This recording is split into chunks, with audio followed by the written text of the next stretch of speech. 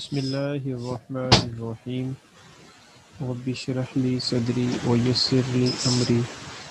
वहलुल उक़दतम मिन लिसानी यफ़क़हू क़ौली rabbi ज़िदनी इल्मा rabbi ज़िदनी इल्मा सदक़ल्लाहुल Azeem. In the previous lecture we already studied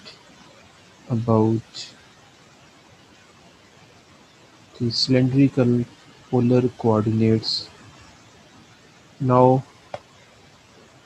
we are going to start the problems related with cylindrical polar coordinates. Students, first problem is express the velocity. Problem number 6 is express the velocity v and acceleration a of a particle in cylindrical polar coordinates. तो इसको हम जब देखते हैं कि उसने कहा simply कि आपने वेलोसिटी निकालनी है और एक्सेलरेशन बताना है किसी भी पार्टिकल का सिलेंड्रिकल पोलर कोऑर्डिनेट्स के अंदर। तो फर्स्ट ऑफ ऑल हम स्टार्ट करते हैं कि हमने रेक्टेंगुलर कार्टेशियन कोऑर्डिनेट सिस्टम के अंदर पोजीशन वेक्टर को कैसे एक्सप्रेस करते थे। तो वैसे करते थे r vector is equal to xi plus yj plus zk। And हमारा जो टारगेट है स्टूडेंट्स वो वेलोसिटी निकालना है और एक्सेलरेशन निकालना है। तो velocity we know very well के d/dt, ठीक है। उसका हमने फर्स्ट डेरिवेटिव ले लें तो हमारे पास वेलोसिटी होता है। r जो पोजीशन वेक्टर होता है अगर हम उसका फर्स्ट डेरिवेटिव ले लें तो स्टूडेंट्स वो हमारे पास वेलोसिटी जनरेट हो जाती है। This thing we already studied in BSc mechanics and also we know that कि एक्सेलरेशन जो होता है वो डबल डेरिवेटिव होता है टाइम के रिस्पेक्ट r का, जो कि पोजीशन वेक्टर होता है। और इसके बाद स्टूडेंट्स जो इसको इधर अदर वर्ड्स भी कह सकते हैं कि अगर हम वेलोसिटी का फर्स्ट डेरिवेटिव ले लें तो हमारे पास वो यहाँ पे d डबल डेरिवेटिव जनरेट हो जाएगा। जैसे यहाँ पे मैं डेरिवेटिव लेता हूँ इधर भी t के रिस्पेक्ट, इधर भी टाइम के रिस्पेक्ट डेरिवेटिव लेता हूँ, यहाँ पर डबल डेरिवेटिव आ जाएगा d square r over d t square और dv ओवर dt। तो ये d स्क्वायर और r over d t square ये बेटा इक्वल टू एक्सेलरेशन होता है, ठीक है। तो इस तरह भी लिख सकते हैं। एनी हो, तो यहाँ पे हम देखते हैं कि वेलोसिटी जो है उसका डेरिवेटिव लेते हैं। यहाँ पे r हमने यहाँ पुट किया वैल्यू उसकी xi plus yj plus z के। आफ्टर दैट जब हम डिफरेंशिएट करते हैं टाइम के रिस्पेक्ट इसके फर्स्ट कंपोनेंट को तो फर्स्ट कंपोनेंट का डेरिवेटिव आ जाएगा, फिर y का सेकंड कंपोनेंट का डेरिवेटिव और थर्ड z का डेरिवेटिव आ जाएगा ij और k के रिस्पेक्ट। सिमिलरली स्टूडेंट्स यहाँ पे डबल डेरिवेटिव है r के रिस्पेक्ट। तो हमने क्या किया कि पहले हमने r की वैल्यू पुट की, फिर हमने जब डबल डेरिवेटिव डबल डॉट लगा दिया। This is the notation of to represent r derivative. और ये आपने ये भी नोटेशंस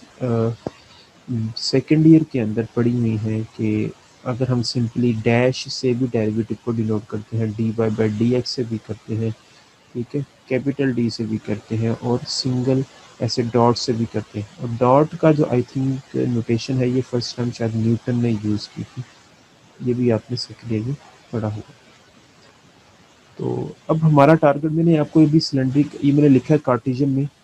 राइट किया ताकि हमें समझ आ जाए कि क्योंकि कार्टेशियन में पहले चीज़ को हम देखते होते हैं और उसके बाद फिर सिलेंड्रिकल या स्फेरिकल में देखते हैं ताकि हमारे लिए वर्किंग करना आसान हो। तो नेक्स्ट हमारा पोटेंशियल टारगेट था सिलेंड्रिकल पोलर कोऑर्डिनेट्स के अंदर हमने बताना था वेलोसिटी और एक्सेलरेशन का relation.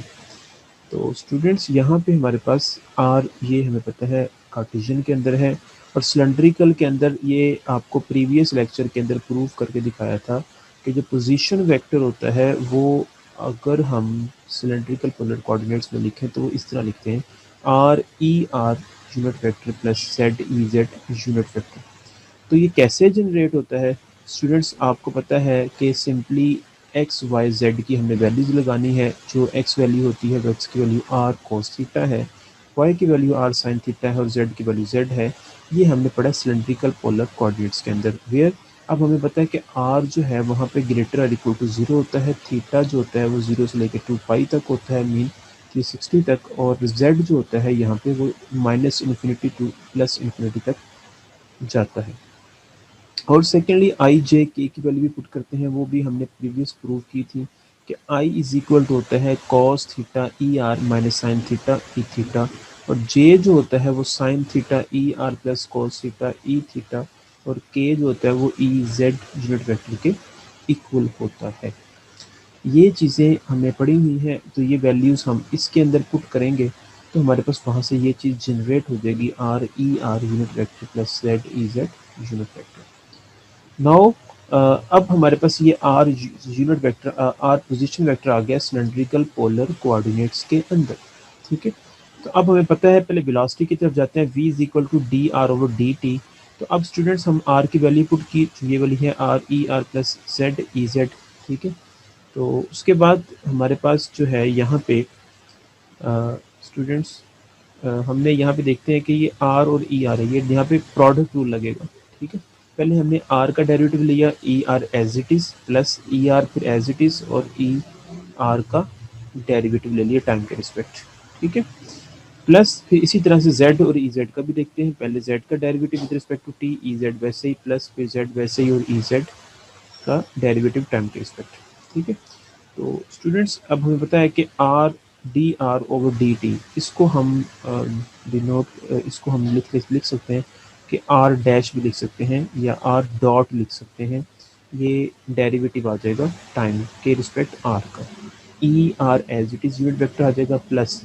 Are as it is, और स्टूडेंट्स जो है हमारे पास d e r unit vector over d t. अब इसका डेरिवेटिव क्या बनता है, तो पहले हम देखते हैं कि ई आर होता क्या है। ई आर स्टूडेंट्स हमने पढ़ा था कि वो वैल्यू होती है cos theta i plus sine theta जे। ये बात आपने प्रीवियस पढ़ी हुई है बेटा। अब ये छोटे छोटे रिलेशन जो हैं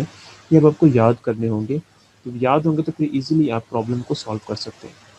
जैसे यहाँ पे मैंने बताया था ना कि आई की वैल्यू होती है cos theta i plus cos theta e r minus sine theta e theta, और जे की होती है sine theta e r plus cos theta e theta, और के होता है ई जेड। तो इसी तरह से बच्चों हमारे पास ई आर की वैल्यू भी हमने पढ़ी हुई थी प्रीवियस लेक्चर में, cos theta i plus sine theta जे। तो अब हमें इसका यहाँ पे डेरिवेटिव लेना है ई आर का टाइम के रिस्पेक्ट। बच्चों तो डेरिवेटिव लेते हैं टाइम के रिस्पेक्ट, तो हमारे पास यहाँ पे क्या आ जाएगा, कॉस थीटा का derivative minus sine theta into, अब टाइम के रिस्पेक्ट है तो फिर उसके एंगल का डेरिवेटिव आ जाएगा d theta over d t i आ जाएगा, प्लस इसके बाद साइन थीटा है उसका आ जाएगा कॉस थीटा, और इसके एंगल का derivative d t d theta over d t j आ जाएगा। अब यहाँ पे बेटा d t theta over d t को हम थीटा डैश और थीटा डैश से डिनोट कर सकते हैं, और उसके बाद हम यहाँ पे देखते हैं कि थीटा डैश यहाँ से कॉमन आ जाएगा और remaining minus sine theta i plus cos theta जे आ जाएगा। तो अब बच्चों यहाँ पे ये जो चीज़ होती है minus sine theta i plus cos theta जे, ये ई थीटा यूनिट वेक्टर के इक्वल होता है। ये बात भी हमने पढ़ी हुई है, इससे पहले हमने ये रिलेशन पढ़ा था ना कि E R cos theta i plus sine theta जे होता है हमारे पास ई आर की वैल्यू। तो इसी तरह बेटा ये जो वैल्यू है ये होती है ई थीटा यूनिट वेक्टर की वैल्यू होती है। तो यहाँ पे पुट कर दी सिंपली, तो हमारे पास यहाँ पे वैल्यू आ गई d e r unit vector over d t की theta dash into e theta dash. तो अब ये वैल्यू बेटा मैंने यहाँ पे पुट कर दी इस जगह पे आर एज इट इज़, और इतने वैल्यू की जगह पे मैंने theta dash e theta unit vector put कर दिया, प्लस उसके बाद बेटा ये जेड डैश होता है टाइम के रिस्पेक्ट और e z as it is आ जाएगा प्लस। अब बच्चों ई जेड का डेरिवेटिव लेना है टाइम के रिस्पेक्ट, तो अब ई जेड होता क्या है, ये इक्वल होता है बेसिकली के। ठीक है, ये के इक्वल होता है ना, देखो ये के इक्वल होता है। अब इसको जब डेरिवेटिव लेंगे विद रिस्पेक्ट टू टी, तो यहाँ पे कांस्टेंट है 1 है, तो 1 का डेरिवेटिव क्या हो जाएगा 0, तो ई जेड का जो डेरिवेटिव टाइम के रिस्पेक्ट क्या होगा वो 0 हो जाएगा। तो यहाँ पे जब 0 मल्टीप्लाई होगा तो सारा फैक्टोरियल 0 हो जाएगा। तो रिमेनिंग हमारे पास पोर्शन जो रह जाएगा वेलोसिटी का इन सिलेंड्रिकल पोलर कोऑर्डिनेट्स के अंदर, वो r dash e r unit vector plus r theta dash e theta unit vector plus z z derivative into e z unit vector. ठीक है, तो इसी तरह से हमने जब जनरेट कर लिया वेलोसिटी, तो अब इसी तरह से अगेन डिफरेंशिएट करूँगा जब मैं इसको, तो बेटा आपको पता है कि हमारे पास वहाँ से एक्सेलरेशन आ जाएगा और हमने नेक्स्ट चीज़ फाइंड करनी है एक्सेलरेशन की। वी आल्सो नो दैट कि acceleration is equal to d square r over d t square. अब d ओवर डी टी मैंने एक डेरिवेटिव बाहर निकाल दिया है और एक डेरिवेटिव इधर लिख दिया है, क्योंकि डी आर ये वेलोसिटी होता है, D r over d T होता है, तो D r over d t की मैंने वैल्यू ये लिखी हुई है, तो वो मैंने यहाँ पुट कर दी आर की जगह पर। ओके, अब नेक्स्ट बेटा हमारा जो टारगेट है वो हमने इसका डेरिवेटिव लेना है टाइम के रिस्पेक्ट। तो सिमिलरली ऐसे ही करना है, यहाँ पे प्रोडक्ट टूल लगेगा, हमारे पास r dash as it is और e r over d t आ जाएगा, प्लस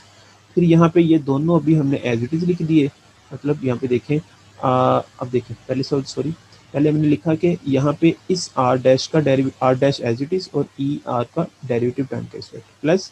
फिर आर का डबल डेरिवेटिव आ जाएगा और e theta as it is, ये ई थीटा बोल दिया गलती से, ये ई आर है, ठीक है। प्लस उसके बाद बेटा ये तीन अब चीज़ें लिखी हुई है, तो यहाँ पे तीन के साथ प्रोडक्ट को लग जाएगा। पहले हमने r theta dash as it is लिख दिया और इसका टाइम के रिस्पेक्ट डेरिवेटिव, प्लस फिर अब आर एज इट इज और थीटा का डेरिवेटिव आएगा, डबल डेरिवेटिव हो जाएगा e theta as it is, plus फिर आर का डेरिवेटिव आर डैश और आर थीटा आर जो है वो डॉट हो जाएगा डेरिवेटिव और theta dash as it is और ई थीटा भी as it is. Plus similarly इसी तरह करेंगे तो इसका जेड के रिस्पेक्ट जेड का डेरिवेटिव लेंगे टाइम के रिस्पेक्ट, तो डबल डेरिवेटिव आ जाएगा डबल डॉट और e z as it is, plus जब ई जेड का डेरिवेटिव लेंगे क्योंकि वो के होता है इक्वल टू, और जब डेरिवेटिव लेंगे तो हमारे पास वो जीरो आ जाएगा, तो सारा फैक्टर हमारे पास वो क्या आ जाएगा, यहाँ पे जीरो आ जाएगा। मैंने डायरेक्ट लिख दिया। आफ्टर डैट स्टूडेंट्स सिंपली इसको नोटेशन के फॉर्म में लिखने के, ये हमारे पास जो होता है वो क्या होता है, theta dash into E theta होता है। आपको पता है ना कि ई आर का जब टाइम के रिस्पेक्ट डेरिवेटिव लें तो क्या आता है, थीटा डैश ई थीटा, ये हमने ऑलरेडी प्रूव किया हुआ है, plus r double dash e r unit vector आ जाएगा, प्लस आर थीटा डैश, और इस ई थीटा का डेरिवेटिव टाइम के रिस्पेक्ट जब देखेंगे बेटा वो भी हमने फाइंड कर लिया कि ई थीटा का जब देखते हैं, पहले हमने लिखा है कि ई थीटा होता क्या है, ई थीटा होता है minus sine theta i plus cos theta J. Time के रिस्पेक्ट डेरिवेटिव लेंगे तो बेटा हमारे पास यहाँ पे कॉस थीटा माइनस का आ जाएगा, minus as it is cos theta, और एंगल का डेरिवेटिव थीटा डैश और आई ऐसे ही माइनस साइन का डेरिवेटिव माइनस कॉस का डेरिवेटिव माइनस साइन थीटा और एंगल का डेरिवेटिव थीटा डैश और जे आ गया। यहाँ से बेटा माइनस थीटा डैश बाहर आ जाएगा कॉमन और रिमेनिंग क्या रह जाएगा cos theta i plus sine theta जे। ये बेटा वैल्यू होती है ई आर यूनिट वेक्टर की, तो minus theta dash e r unit vector आ जाएगा, तो ये हमने एज इट लिख दिया कि minus theta dash e r, ठीक है। तो ठीक है, यहाँ से हमने ये वैल्यू लिख दी equal minus theta dash e r की, बाकी एज इट इज आ गया, plus r theta double dash e theta आ गया, plus r dash theta dash e theta आ गया, उसके बाद प्लस डबल डेरिवेटिव जेड का और ई जेड आ गया। अब बच्चों मैंने जो यहाँ पे जो मैंने अंडरलाइन किया हुआ है दो वैल्यू, यहाँ पे ई आर कॉमन आ रहा है तो ई आर कॉमन निकाल लिया, रिमेनिंग हमारे पास आ जाएगा आर डबल डैश माइनस ये थीटा डैश का स्केयर आ जाएगा और इंटू आर आ जाएगा, प्लस जो टिक लगाए हुए हैं बेटा उसमें से ई थीटा कॉमन आ जाएगा, तो ई थीटा कॉमन आ जाएगा, तो बेटा देखिए अब ये और ये हमारे पास दोनों सेम है, तो इस वन यहाँ पे वन लिखा हुआ है, यहाँ पे वन लिखा, वन और वन टू हो जाएगा, टू आर डैश सॉरी मैंने ये नहीं, क्योंकि ये और ये इक्वल है, क्योंकि यहाँ पे डैश है, थीटा भी डैश है, यहाँ पे भी डैश है, यहाँ पे भी डॉट है, ठीक है। तो अब बच्चों ये वन और ये वन, ठीक है, ये क्या हो जाएंगे two r dash r dot, मेरे मुंह से डैश निकलता जा रहा है बार बार बेटा, वो डैश कह लें या डॉट कह लें एक ही बात है, क्योंकि वो डेरिवेटिव को डिनोट करते हैं। तो two r dot theta dot, ठीक है, और इसके बाद प्लस ये आर थीटा डबल डेरिवेटिव, ठीक है, into e theta plus Z double derivative E Z ऐसे की जाती है। तो ये हमने यहाँ से एक्सेलरेशन इस तरह फाइंड कर लिया। होपफुली आपको ये प्रॉब्लम समझ आ गया होगा। अच्छा, बहुत आसान प्रॉब्लम है, सिर्फ आपको इसमें कॉन्शियस होने की ज़रूरत यहाँ पे क्या है कि आपको सिंपली पता होना चाहिए कि ई आर की वैल्यू क्या होती है, वो आपको याद करनी होगी, cos theta i plus sine theta जे। इसी तरह आपको पता होना चाहिए कि जो है वो ई थीटा की वैल्यू क्या है, minus sine theta i plus cos theta के, और ई जेड जो है वो के इक्वल होता है। इसी तरह से बच्चों आपको पता होना चाहिए कि आई जे और के की वैल्यू क्या है, कि cos theta e r plus sine theta minus sine theta e theta और जे की value sine theta e r plus cos theta e theta और के हमारे पास is equal to e z होता है।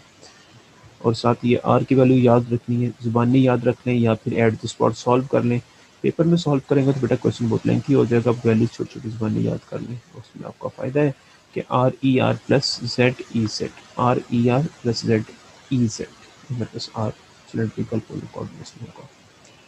नेक्स्ट है बच्चों problem number 8 from vector and tensor analysis की बुक है और इसके राइटर हैं डॉक्टर नवाजिश अली शाह साहब। तो अब प्रॉब्लम नंबर 8 है, इसमें इन सिलेंड्रिकल पोलर कोऑर्डिनेट्स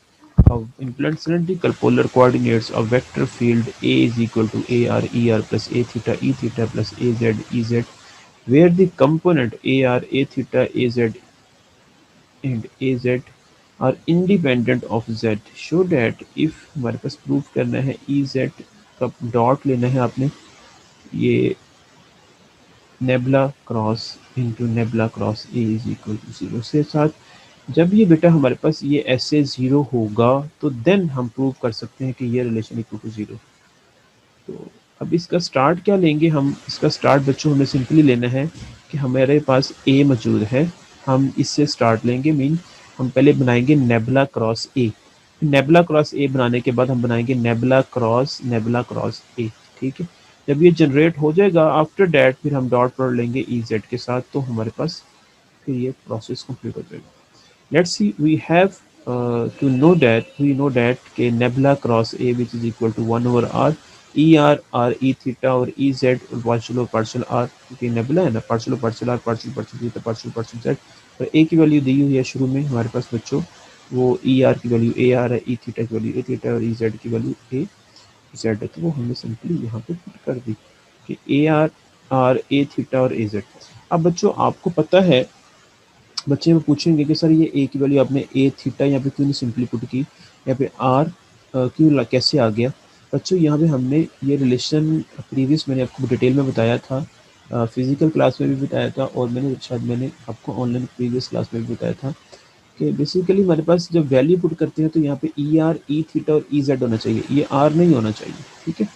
और पार्सल ये नेबुला की वैल्यू ये भी एज इट इज होनी चाहिए, और ये आर जो है वो ए जो है हमारे पास A r A theta A z होना चाहिए। हम क्या करते हैं यहाँ पे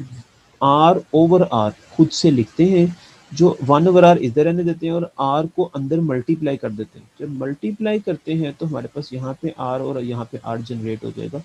ये हमारे प्रीवियस हम बात सीख चुके हैं, तो आपने डायरेक्ट इसको ज़बानी याद रख लेना रिलेशन को कि यहाँ पे आर आता है और यहाँ पे आर आता है सिलेंड्रिकल पोलर कोऑर्डिनेट्स के अंदर। अच्छा, तो अब जब हमने बेटा ये सीखी थी बात कि सिलेंड्रिकल पोलर कोऑर्डिनेट्स के अंदर ये बेसिकली कर्ल को डिनोट करती है सिलेंड्रिकल पोलर कोऑर्डिनेट के अंदर, क्योंकि क्रॉस है, अगर डॉट होता तो फिर डाइवर्जेंस को शो करना था उसने। तो अब जब इसको सॉल्व करते हैं हम, सॉल्व किया था भैया हमने, तो इसको बेटा सॉल्व करने के बाद जो डायरेक्ट रिजल्ट आते हैं मैं वो डायरेक्ट लिख दिया, पूरी सिंप्लीफिकेशन नहीं की, पूरी करूंगा तो फिर काफ़ी लेंथी हो जाएगा। आप भी इसको रिलेशन को ज़बानी याद रख लें ताकि आपके लिए वर्किंग करना नेक्स्ट पेपर में आसान हो। 1 ओवर आर इंटू यहाँ पे होता तो ये है कि ई आर हम इधर रहने देते हैं और ये छोड़ देते हैं रो, ये छोड़ देते हैं तो कॉलम, तो ये मल्टीप्लाई होगा माइनस ये होगा, तो लेकिन यहाँ पे जब वो लिखेंगे पूरा सिर्फ तो बहुत लेंथी हो जाएगा, तो हमने डायरेक्ट लिख दिया 1 over r into partial A z over partial theta into e r minus r partial r a z e theta, मतलब ये ई आर की वैल्यू ये ई थीटा की वैल्यू माइनस के साथ, और ये ई जेड की value partial r A theta minus partial a r over partial theta. याद है, अब ये मैंने जनरेट कर लिया नेबुला क्रॉस ए। सिमिलरली इन्हीं चीज़ों को जहन में रखते हुए हमने अब हमारा टारगेट तो ये था कि हमने निकालना क्या है नेबुला क्रॉस ए, तो हमने अभी सिंपली नेबुला क्रॉस ए जनरेट किया है, तो इसको अब सारे को समझ लें कि ये एक वेक्टर है और नेबुला ये दूसरा वेक्टर है। तो हम सिंपली वही काम करेंगे, अगेन से 1 over r as it is लिखा, ये पूरा वेक्टर ई आर। नॉर्मली हम वैसे अगर बात करते हैं कार्टेशियन कोऑर्डिनेट्स के अंदर तो उसमें होता था यहाँ पे आई जे और के, और यहाँ पे क्या आता था, यहाँ पे आता था जो फर्स्ट वेक्टर यहाँ मौजूद होता था वो आ जाता था सारा, और जहाँ पे नेक्स्ट सेकंड वेक्टर होता था वो सारा आ जाता था। लेकिन सिलेंड्रिकल में थोड़ा सा डिफरेंट है, वो आपने सिर्फ याद रखना है। यहाँ पे अपने तो आर ई थीटा आएगा यहाँ पे, अब ये नेबुला की वैल्यू आपको पता है क्या होती है, partial of partial r partial partial theta partial partial z. अब ये जो हमने जनरेट किया है ये इतना वैल्यू नेबुला क्रॉस है, तो यहाँ से हम देखेंगे। अब हमें पता है कि यहाँ पे हमारे पास ई आर की वैल्यू आएगी। अब ई आर की वैल्यू क्या है, ये है 1/r मल्टीप्लाई हो रहा है ना सारी के अंदर, 1/r पार्शियल ए z over partial theta, 1/r partial ए जेड ओवर पार्शियल थीटा। आगे क्या आ रहा है नेक्स्ट, माइनस आर पार्शियल ए जेड ओवर पार्शियल आर। ठीक है, अब साथ ही बच्चों हमारे पास क्या होगा, साथ ही हमारे पास ये होगा कि ये आ जाएगा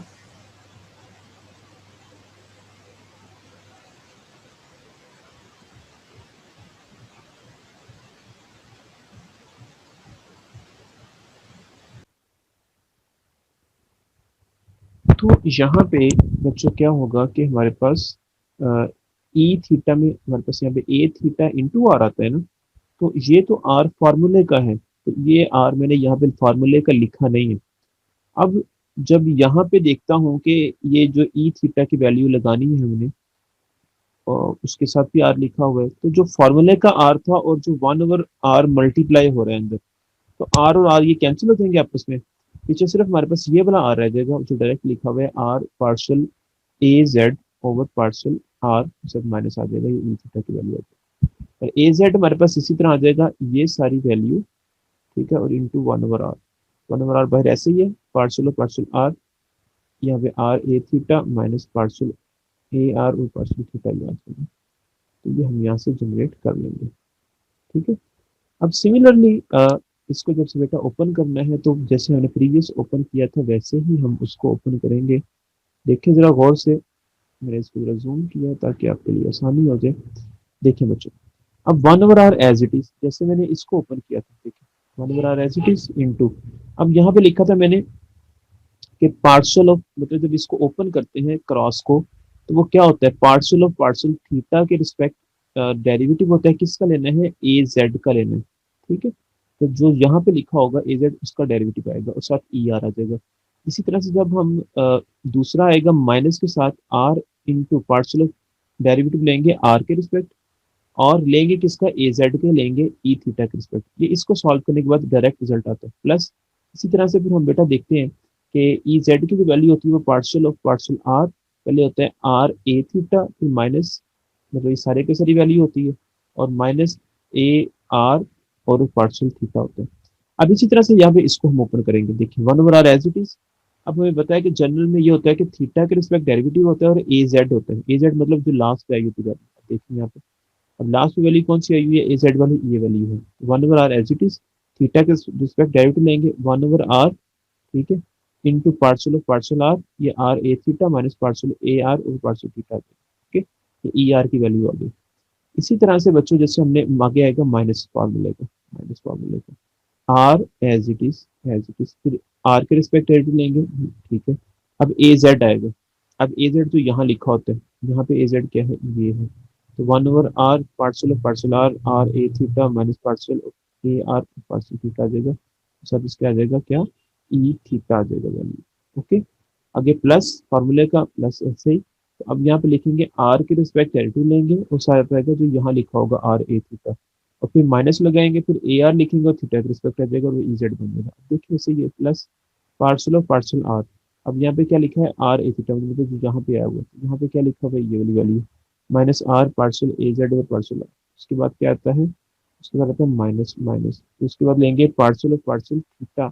तो वो मेरे पास ए आर, मेरे पास क्या वैल्यू है, वो ये वाली ए आर है। ए आर मेरे पास यहाँ पे क्या है, ये वाली ए आर, ठीक है। तो 1/r पार्शियल ए जेड और partial theta into e Z लगेगा, तो इसमें रिलेशन बेटा हमारे पास जनरेट हो जाएगा। ओके, इसी तरह से बच्चों हमारे पास अब हमने लेना, हमारा टारगेट जो था वो था हमने ई जेड का डॉट लेना है इस सारे रिलेशन के साथ। तो हम बच्चों यहाँ पे क्या करते हैं, हम देखें यहाँ पे, अब इस रिलेशन का जब मैं डॉट प्रोडक्ट लूंगा ई जेड के साथ, तो अब यहाँ पे ई आर, ये ई थीटा और ये ई जेड, जब ई आर की वैल्यू,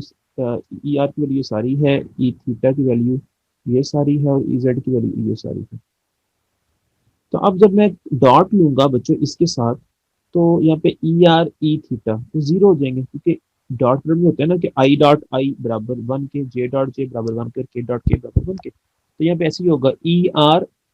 अब देखो ना, यहाँ पे तो है ई जेड, तो आर और थीटा वाले यहाँ पे जीरो हो गए, ठीक है, ये और ये जीरो हो गए, और ये वाला जो ई जेड वाला था, तो इसका डॉट जब लेंगे ई जेड के साथ, तो बेटा वो वन हो जाएगा, तो यहाँ पे हमारे पास आ जाएगा one over r, one over r, देखिए यहाँ पे ये वन ओवर आर इंटू क्या आ जाएगा, partial of partial r minus r partial a z over partial r minus partial partial theta one over r partial a z over partial theta, और यहाँ पे ई जेड वो हमारे पास one हो जाएगा, तो क्योंकि E dot E Z dot E dot one होता है, ठीक है।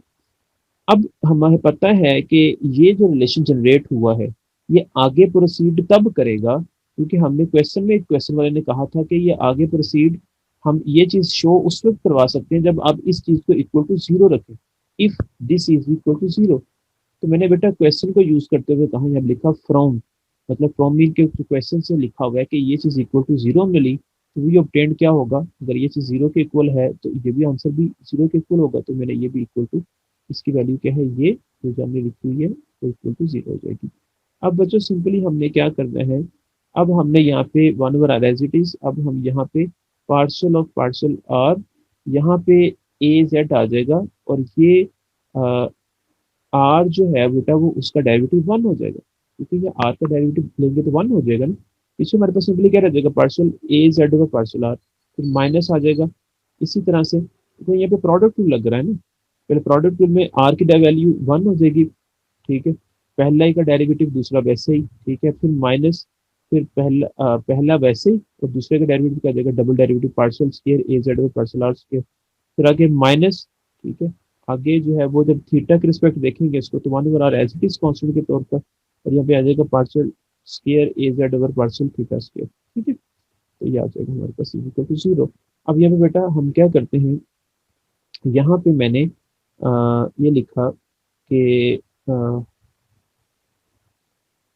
अब देखिए मैंने वन ओवर आर को मल्टीप्लाई कर दिया, तो minus one over r partial a z over partial r minus ये आर, वन ओवर आर जब मल्टीप्लाई होगा आर के साथ तो आर आर से कैंसिल, पीछे रहेगा partial square a z over partial r square minus यहाँ पे वन ओवर आर स्क्वायर बन जाएगा, मल्टीप्लाई होने के बाद parcel square a z over parcel square आ जाएगा। वजीर बेटा इसको माइनस से दोनों तरफ मल्टीप्लाई कर देंगे, तो जीरो के साथ माइनस लिखे प्लस लिखे एक ही बात है, जीरो ही होता है, तो यहाँ पे हमारे पास रिमेनिंग जो पोर्शन रह जाएगा partial square a z over partial r square, ठीक है। तो साथ इसमें माइनस से मल्टीप्लाई किया हुआ हमने, और साथ ही हमने उसके साथ साथ हमने ये किया है कि आर से भी मल्टीप्लाई किया, मतलब कह सकते हो माइनस आर से मल्टीप्लाई दोनों तरफ किया, तो माइनस आर जब मल्टीप्लाई होगा जीरो के साथ तो आंसर जीरो ही आ जाएगा ना, तो यहाँ पे माइनस आर जब आएगा तो आर माइनस माइनस पॉजिटिव और आर आर कैंसिल हो गया, तो सिंपली आ जाएगा पार्सल, सॉरी मैंने ये डायरेक्ट स्टेप किया हुआ है, पहले स्टेप में सिंपली मैंने यहाँ पे लिखा हुआ है बच्चों कि माइनस से मल्टीप्लाई सिंपली किया, सिंपली से माइनस मल्टीप्लाई करेंगे, और पहले मैंने ये वैल्यू लिख दी है partial square a z over partial r square plus ये वाली वैल्यू आ गई one over r partial a z over partial r, और साथ ये वाली वाली आ गई one over r square into partial square a z over partial theta square is equal to zero. पहले मैंने अभी माइनस से मल्टीप्लाई किया है, और नेक्स्ट स्टेप में मैंने जो है वो आर से मल्टीप्लाई किया, आप डायरेक्ट कर लें दोनों एक ही स्टेप में माइनस आर से मल्टीप्लाई कर दें तब भी ठीक है, तो मैंने जैसे लेवल तक किया वैसे कर लें। तो अब नेक्स्ट स्टेप में मैंने क्या किया है कि आर से मल्टीप्लाई कर दिया, तो यहाँ पे r partial square a z over partial r square आ जाएगा, प्लस ये कैंसिल हो जाएगा, तो partial a z over partial r plus यहाँ पे भी एक आर कैंसिल हो जाएगा, पीछे वन ओवर आर आ जाएगा partial square a z over partial theta square आ जाएगा। तो यही चीज हमने प्रूव करनी थी बच्चों, जो हम प्रूव कर चुके हैं कि हमें ये प्रूव करना था कि ये चीज इक्वल टू जीरो बनती है अगर ये चीज इक्वल टू जीरो, तो हमने प्रूव कर दिया। सिमिलरली बच्चों हम क्या करेंगे, इसमें सिर्फ देखने वाली बात जो है वो इम्पोर्टेंट बात वो यही है बच्चों कि आपको ये रिलेशन पता होना चाहिए कि सिलेंड्रिकल पोलर कोऑर्डिनेट के अंदर कर्ल की वैल्यू क्या होती है, वो ये होती है, यहाँ पे एक आ रहा है यहाँ पे आ रहा है, बाकी सारा कुछ सेम होता है एज यूजुअल। और इसको जब ओपन करते हैं तो बेटा ये चीज जनरेट होती है, ये जनरल दो चीजें याद होंगी तो इसीलिए आप जो है वो नेक्स्ट खुद से कोई भी वैल्यू लिखी होगी वो जनरेट कर सकते हो। प्रॉब्लम नंबर 9 है बच्चों, if psi r z is a function of r and z only in cylindrical polar coordinates r theta z show that the vector field, अब यहाँ पे उसने ए, मैंने पीछे वो दूसरा दिया हुआ था, अब यहाँ पे उसने ए ये दे दिया, वो कहते हैं सेटिस्फाई द इक्वेशन करनी है आपने कि नेबुला डॉट ए, मतलब आपने इसका डेरिवेटिव लेना है सॉरी, इसको आपने डाइवर्जेंस लेनी है इसकी, ठीक है, नेबुला डॉट ए, और फिर आपने सिंपली इसका कर लेना है, ठीक है, सिलेंड्रिकल पोलर कोऑर्डिनेट के अंदर डाइवर्जेंस लोगे तो रिजल्ट कुछ ना कुछ बनाएगा, यहाँ पे वो हमने लिखना है, और कर लोगे तो ये बेटा बननी चाहिए हमारे पास। तो ये बेटा बहुत आसान क्वेश्चन है, डू योर सेल्फ, ये खुद आपने ट्राई करना, इंशाल्लाह आप खुद ट्राई कर सकते हो इजीली। नेक्स्ट है बच्चों डॉक्टर शाह साहब की बुक से, वेक्टर एंड टेंसर एनालिसिस से एक्सरसाइज के क्वेश्चन है, पेज नंबर 392 पेज पे, प्रॉब्लम नंबर 4 5 6 2 13 प्रॉब्लम जो हैं ये बच्चों आपने खुद से ट्राई करने हैं, और बहुत आसान है, जिस तरह मैंने अभी आपको प्रॉब्लम्स करवाए हैं या प्रीवियस लेक्चर में प्रॉब्लम्स करवाए थे मैंने, तो वैसे ही ये प्रॉब्लम करने हैं। अब ये मैं असाइन कर रहा हूँ असाइनमेंट ग्रुप नंबर 1 की, ग्रुप नंबर 1 की ये असाइनमेंट है 4 to 13 प्रॉब्लम्स, ठीक है, बाकी स्टूडेंट्स भी ट्राई करें, लेकिन जो ग्रुप 1 है स्पेसिफिकली उनकी असाइनमेंट है, उन्होंने खुद से इसको ट्राई करना है, और फिर वो अपनी जो समझ नहीं आएगी प्रॉब्लम्स आपको, तो ग्रुप 1 ही अपनी पूरी क्लास को इनके आंसर प्रोवाइड करेगा। लेकिन अगर ग्रुप 1 को भी थोड़ा बहुत प्रॉब्लम हुआ, नहीं समझ आ रही प्रॉब्लम्स की, या कुछ ज़्यादा जेन्युइन इशू है, तो फिर वो मुझसे डिस्कस कर ली, तो मैं इंशाल्लाह उनका ये प्रॉब्लम सॉल्व करवा दूंगा तुम्हें। लेकिन फर्स्ट ट्राई खुद करनी है, और हर बच्चा करे पहले तो, लेकिन ग्रुप 1 ने तो असाइनमेंट प्रोवाइड करनी है। अब असाइनमेंट प्रोवाइड कैसे करनी है, फॉर एग्जांपल अगर ग्रुप 1 में 6 स्टूडेंट्स हैं या 7 स्टूडेंट्स हैं, तो या 5 स्टूडेंट्स हैं, तो सभी स्टूडेंट्स ने अपनी अपनी जो है वो असाइनमेंट अलहदा मैनुअल जो है ना वो, हाँ, मैनुअली आपने इसको लिखना है, और लिखने के बाद आप लोगों ने उसको हार्ड फॉर्म अपने पास संभाल के रखनी है। जब आपके फिजिकल क्लासेस होंगी तो आप लोगों ने मुझे वो हार्ड फॉर्म में सबमिट करवानी है। लेकिन उससे पहले पहले मैं आपको टाइमलाइन दूंगा कि आपने 10 दिन के अंदर या एक वीक के अंदर आपने इसको जमा करवाना है, और जमा कैसे करवाना है, आपने उसको ऑनलाइन, मतलब उसकी पीडीएफ बनाने के बाद आपने बच्चों मुझे मेरे ईमेल एड्रेस के ऊपर, जो कि इस वीडियो के लास्ट पे, मतलब डिस्क्रिप्शन में मैंने ईमेल एड्रेस लिखा हुआ है अपना, मोहम्मद जुनेद सईद, ठीक है, gcuf@gmail.com, तो वो उस पे आपने ये 6 या 7 स्टूडेंट जितने भी ग्रुप में मेंबर्स होंगे उन्होंने वो सेंड करनी है, और वो फिर अपनी ग्रुप में भी, अपनी क्लास के ग्रुप में भी सेंड करेंगे, ताकि अगर किसी क्लास के ग्रुप वाले बच्चे को, किसी को अगर कोई प्रॉब्लम हो रहा हो, समझ ना आ रहा हो, तो वो इजीली इस प्रॉब्लम को अंडरस्टैंड कर सके। एनी हो, उम्मीद है कि आपको ये सिलेंड्रिकल कोऑर्डिनेट्स वाला जो टॉपिक हमारा कंप्लीट हो चुका है वो समझ आ गया होगा। अब नेक्स्ट इसी तरह से बेटा हमारे पास स्फेरिकल पोलर कोऑर्डिनेट्स का टॉपिक स्टार्ट होता है। तो इसका आज इंट्रोडक्शन करते हैं कि स्फेरिकल पोलर कोऑर्डिनेट्स क्या होते हैं। तो late P x y z be any point whose projection on xy plane is q x y। जैसे बेटा पहली बात तो ये है कि आपने वैसे ही जैसे सिलेंड्रिकल पोलर कोऑर्डिनेट्स के अंदर आपने पहले स्पेस जनरेट किया था, मीन एक्स एक्सिस फिर वाई एक्सिस और जेड एक्सिस, तो स्फेरिकल के लिए भी आपने ऐसे ही इसको ट्राई करना है। तो हमने एक 3D लिया, मतलब स्पेस लिया एक्स वाई जेड, ठीक है, तो उसके अंदर हमने एक पॉइंट पी लिया जिसको हमने नाम एक्स वाई जेड का दिया, ठीक है, मतलब वो पोजीशन वेक्टर है क्योंकि सेंटर से ओरिजिन से उसका डिस्टेंस है, डिस्प्लेसमेंट सॉरी है, तो वो हमारे पास पोजीशन वेक्टर है। तो हमारे पास पोजीशन वेक्टर जो स्फेरिकल पोलर कोऑर्डिनेट्स में जो हमारे पास पॉइंट्स होते हैं, जैसे रेक्टेंगुलर कोऑर्डिनेट्स के अंदर हमारे पास होते हैं, ये कार्टेशियन के अंदर एक्स वाई जेड होते हैं, सिलेंड्रिकल के अंदर आर थीटा और जेड होते हैं, और स्फेरिकल के अंदर बच्चों थोड़ा सा डिफरेंट होता है, वो आर थीटा और फाई होते हैं। ये आपने अपने जहन नशीन कर लेना है कि स्फेरिकल पोलर कोऑर्डिनेट्स के अंदर आर थीटा और फाई हम यूज करेंगे जब कभी भी स्फेरिकल का प्रॉब्लम आए, जब कभी भी स्फेरिकल का कोई क्वेश्चन हो, तो हमें जो कोऑर्डिनेट्स जो यूज करने हैं वो आर थीटा और फाई ही यूज करने हैं। एनी हो, तो हमने जैसे प्रीवियस सिलेंड्रिकल पोलर कोऑर्डिनेट्स में स्टार्ट किया था इंट्रोडक्शन उसका, इसी तरह स्फेरिकल का स्टार्ट करेंगे। पहले प्रोजेक्शन फेंकना है आपने पॉइंट पी से जो कि हमने लेट किया हुआ है,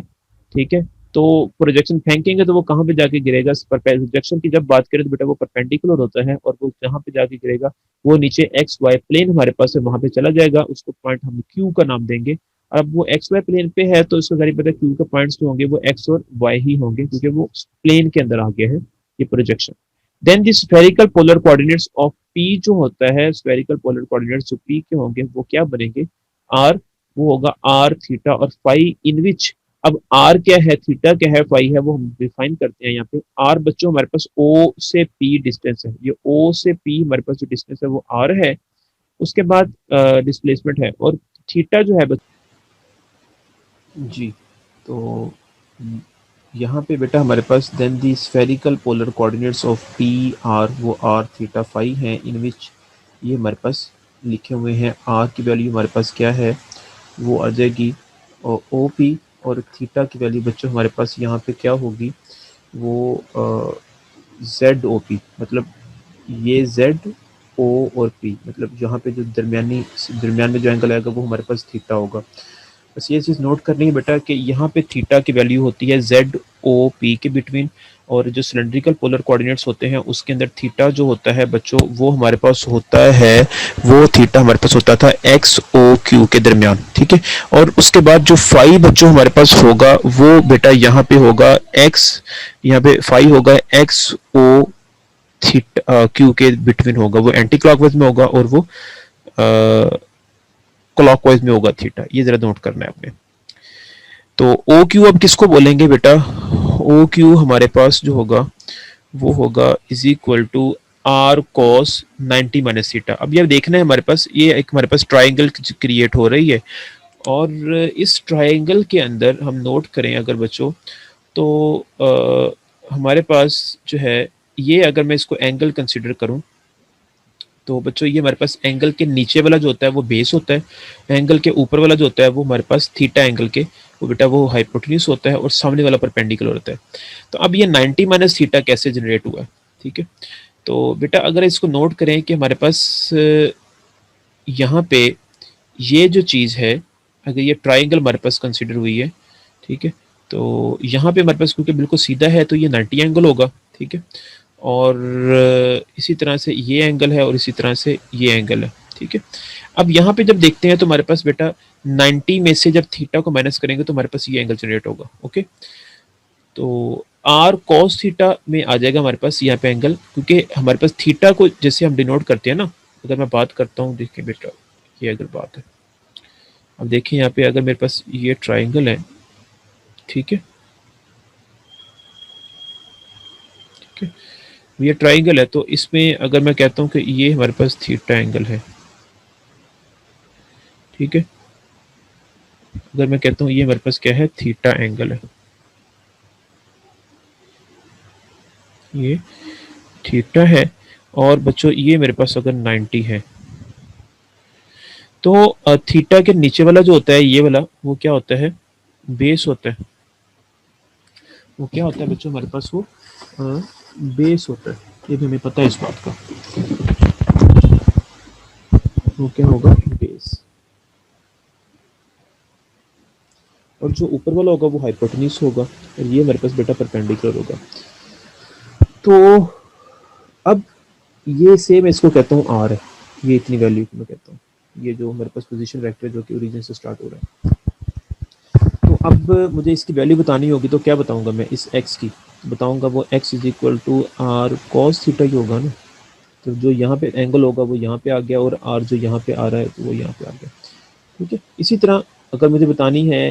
इस परपेंडिकुलर की, तो बताऊंगा मैं y is equal to sine of theta, इसके साथ भी r मल्टीप्लाई होगा, ठीक है। इसी तरह हमने यहाँ पे बच्चों लिखा हुआ है कि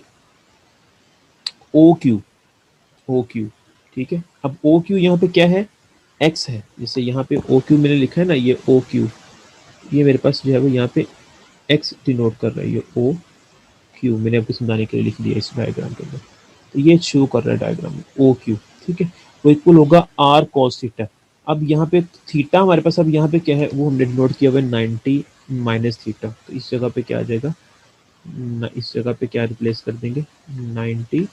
डिग्री माइनस थीटा, ओके, तो ये चीज़ आएगी। अब इसको अगर राइट एंगल में देखें तो 90 पाई बाय 2 होता है, और पाई बाय 2 ऑड मल्टीपल है उसके साथ, उन्होंने पढ़ा है ना ये बात, ये अगर कॉस लिखा हो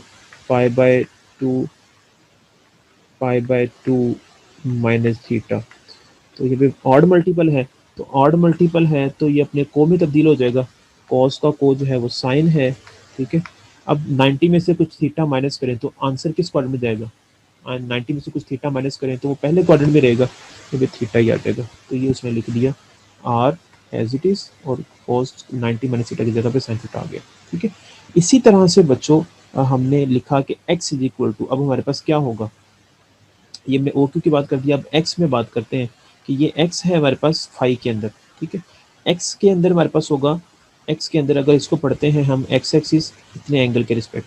ये सामने वाला परपेंडिकुलर होगा, ठीक है, और ये वाला हमारे पास हाइपोटेन्यूस होगा इस फाई के रिस्पेक्ट, ठीक है। तो x की वैल्यू क्या होगी, वो होगी कि हमारे पास ओ क्यू, ठीक है, ओ क्यू, जैसे यहाँ पे मैंने बताया आपको ये वाला r, ठीक है। अगर इसको ऐसे पढ़े ना आप, ये x हमारे पास x एक्सिस है, ये y एक्सिस है और ये हमारे पास हाइपोटेन्यूस है, तो वो ओ क्यू पता ना यहाँ पे आता क्या है, जो यहाँ पे चीज़ होती है वो क्या आती है, हाइपोटेन्यूस आती है ना हमेशा, यहाँ पे इस जगह पे, यहाँ पे भी हाइपोटेन्यूस आएगा, वो ओ क्यू, ये ओ क्यू आ गया। एंगल क्या था, फाई था, और यहाँ पे क्या आ जाएगा, ओ क्यू की वैल्यू हमें पता था वो थी आर साइन थीटा और cos pi as it is आ जाएगी, तो ये एक्स की वैल्यू जनरेट हो गई। सिमिलरली बेटा वाई की वैल्यू होती है वो यहाँ से निकालेंगे, वो होगी आर को ओ क्यू साइन फाई, तो ओ क्यू की वैल्यू आर साइन थीटा और sine phi as it is आ जाएगी। और जेड की वैल्यू बच्चों होती है हमारे पास ओ ओ पी, ठीक है, और वो क्या आएगा, sine theta sine minus theta आ जाएगा, ये भी हमने बात ऑलरेडी पढ़ी हुई है जेड की वैल्यू के रिस्पेक्ट। और ओ पी की वैल्यू आपको पता है ऑलरेडी, वो हमने पढ़ी हुई है बात ये कि इसको जब को में तब्दील करेंगे 90 है उसके 1 में लिखा हुआ है, तो साइन का को कोस हो जाएगा, और ये 90 माइनस थीटा ये फर्स्ट क्वाड्रेंट में आएगा तो थीटा ही आ जाएगा, और साथ ओ पी की वैल्यू बच्चों हमारे पास क्या होती है, वो आर होती है, वो यहाँ पे आ जाएगा। तो यहाँ से हमने डिनोट कर लिया, हमारे यहाँ से जनरेट कर लिया कि hence the transformation equations expresses the rectangular cartesian coordinates in terms of spherical polar coordinates are, तो बच्चों हमारे पास जनरेट क्या हो जाएंगी, वो हमारे पास जनरेट ये हो जाएंगी कि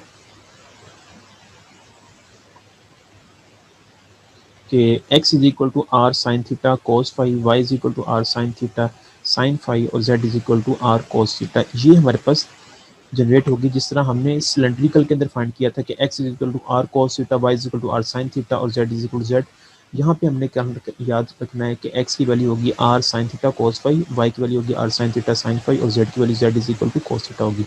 अब वहाँ पे था r ग्रेटर देन और इक्वल टू 0 था, यहाँ पे भी वही है। थीटा की वैल्यू वहाँ पे थी 0 से लेके 2 पाई तक था, वो उसमें 2 पाई इक्वल था, लेकिन यहाँ पे थीटा की वैल्यू 0 से लेके पाई तक होगी, मतलब ये हमारे पास एंगल जो होगा वो 0 से लेके 180 तक ही होगा, ये हमने याद रखना है, एमसीक्यूज में आ जाता है। और फाई की वैल्यू यहाँ पे होगी 0 से लेकर 2 पाई तक, मतलब 360 तक, लेकिन 360 इंक्लूड नहीं होगा। तो ये हमने वैल्यूज कार्टेशियन से स्फेरिकल पोलर कोऑर्डिनेट्स में फाइंड कर लिया।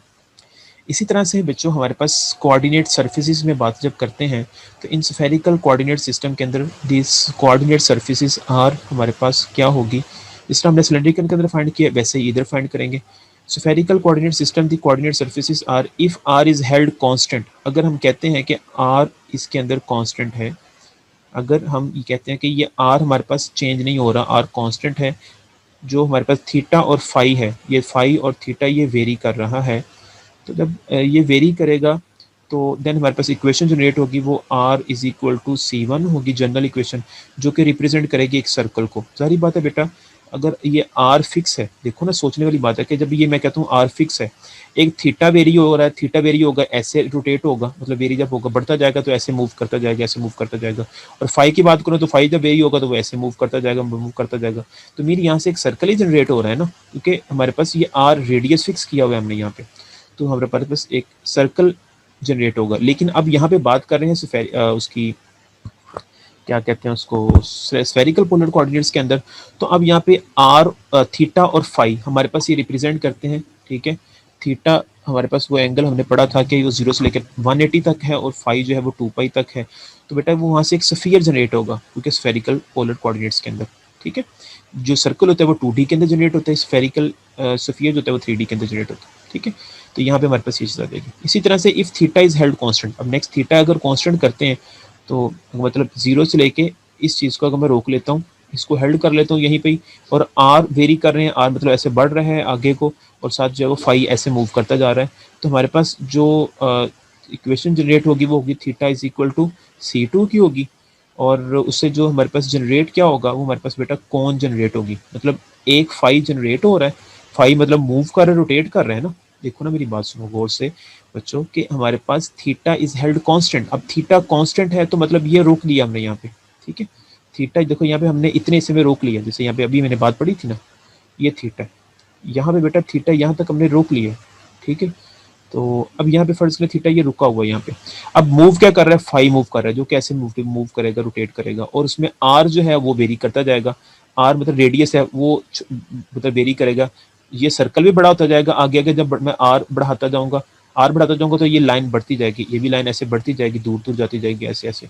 ठीक है, बड़ी कौन बनती जाएगी, और ये फाई जो है ये ऐसे बड़ा सर्कल बनता जाएगा उस हिसाब से, ठीक है ना। तो ये इस तरह हमारे पास कौन जनरेट होगी। इसी तरह से इफ फाई इज कांस्टेंट, अगर मैं कहता हूँ फाई कांस्टेंट है, मीन रोटेटिंग वाला, आर और थीटा वेरी कर रहा है, तो देन वहां से बेटा हमारे पास phi is equal to C3 equation generate होगी, और हाफ प्लेन शो होगा वो थ्रू जेड एक्सिस, ठीक है। तो हमारे पास ये जनरेट हो जाएगा सिमिलरली, ओके,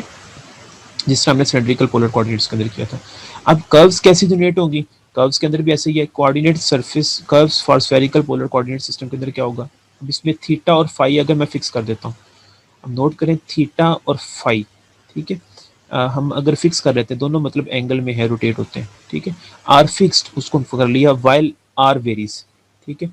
आर मतलब ये जो हमारे पास आर है ये मैं बढ़ाता जा रहा हूँ, मतलब ऐसे मूव करता जा रहा है, मूव करता जा रहा है, लेकिन वो मैंने फाई ये वाला एंगल फर्ज करो है, और जो है वो थीटा भी यहीं पे हमारे पास ऐसे मूव करता है, जो कि यहाँ से नीचे को आता है, ठीक है। वो अगर फिक्स है तो हमारे पास इक्वेशन जो इंटरसेक्टिंग होगी वो तो यहाँ पे होगी ना, एक theta is equal to C2 पे होगा, और phi is equal to C3, मतलब जो फिक्स्ड होंगे उसके साथ एक सर्कल यहाँ पे फाई फिक्स कर लिया, और एक हमारे पास थीटा फिक्स है, तो उसके साथ ये कर्व जो है वो इंटरसेक्ट करेगी, theta is equal to C2 generate हो जाएगा, और phi is equal to C3 generate हो जाएगा। इज अ स्ट्रेट लाइन, वो सीधी जनरेट लाइन क्रिएट होगी, वो उसको बोलेंगे आर कोऑर्डिनेट कर्व, या सिंपली आर कर्व बोलेंगे। सिमिलरली आर फाई जब फिक्स होंगे तो थीटा वहाँ पे वेरी हो जाएगा, तो वहाँ से हमारे पास ये equations intersecting equations r is equal to C1 और phi is equal to C3 होगी, और वो सेमी सर्कल जनरेट करेगा, ओके, ये सेमी सर्कल जनरेट करेगा ऐसे, ठीक है। इसी तरह से उसको बोलेंगे थीटा कोऑर्डिनेट कर्व, या सिंपली थीटा कर्व। इसी तरह आर और थीटा जब फिक्स होगा तो फाई वेरी करेगा, ठीक है, फाई वेरी करेगा, जो मतलब फिक्स होते हैं ना उनकी इक्वेशन इंटरसेक्टिंग क्या जनरेट हो जाएंगी, are is equal to C1 और theta is equal to C2, और वहां से हमारे पास एक सर्कल ये वाला जनरेट हो जाएगा, ओके, जिसे बोलेंगे फाई कोऑर्डिनेट कर्व या phi curve. Thus, the R curves are straight line radiating from the origin. Theta curves the semicircle originating from the z-axis, the center on the origin. The phi curves are the circles with center on the z-axis and parallel to the xy plane, as shown in this figure. Hopefully students आपको coordinate curves spherical polar coordinates के अंदर, और coordinate surfaces, और इसका introduction spherical polar coordinates का समझ आ गया होगा। If you have any question then write in comment box. Inshallah, in the next video